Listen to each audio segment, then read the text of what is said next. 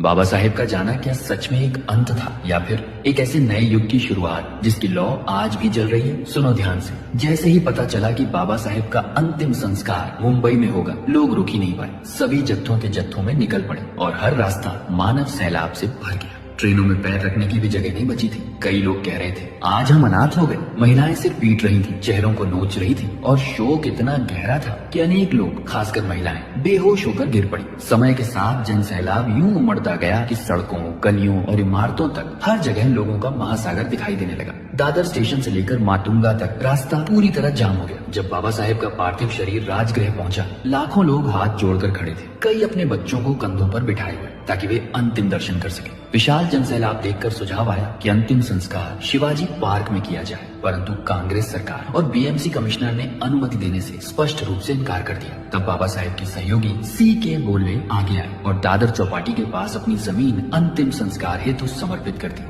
और फिर दोपहर 1:30 पर बाबा साहेब का पार्थिव शरीर एक विशेष रूप से तैयार वाहन पर रखकर राजगृह से अंतिम यात्रा शुरू हुई, जो 5:24 पर दादर चौपाटी पहुंची। कई स्थानों पर मौन जनसागर अचानक गूंज उठा, बाबा साहेब की जय, बाबा साहेब अमर रहे। और इसी मौन सागर के बीच बाबा साहेब को चंदन की ऊंची विशाल चिता पर ऐसे रखा गया था कि जहां तक नजर जाए हर व्यक्ति अंतिम दर्शन कर सके। लेकिन अंतिम संस्कार शुरू होने से ठीक पहले दादा साहेब गायकवाड़ माइक पर आए और बोले, बाबा साहेब 16 दिसंबर को आपका हाथ पकड़कर आपको बुद्ध के धम्म की ओर ले जाने वाले थे, लेकिन आज उलटा हो गया। उनका शरीर चिता पर है, पर उनकी इच्छा हम यही पूरी करेंगे। जो लोग बौद्ध धम्म में अपनाना चाहते हाथ उठाए। क्षण भर का मौन टूटा और पूरा समुद्र हाथों से भर गया। भदंतानंद कौशल्यायन ने वहीं उसी क्षण लगभग 10 लाख लोगों को धम्म दीक्षा दी। शोक के बीच जन्म लेती एक नई क्रांति। शाम 7:35 पर अंतिम संस्कार की विधि शुरू हुई और जब यशवंत आम्बेडकर ने चिता को अग्नि दी, तब पहली लौ उठी और बाबा साहेब धीरे धीरे पंच तत्वों में विलीन होते चले गए। वह दृश्य इतना दर्दनाक था कि हवा तक एक भारी आह जैसी महसूस हो रही थी। अगली सुबह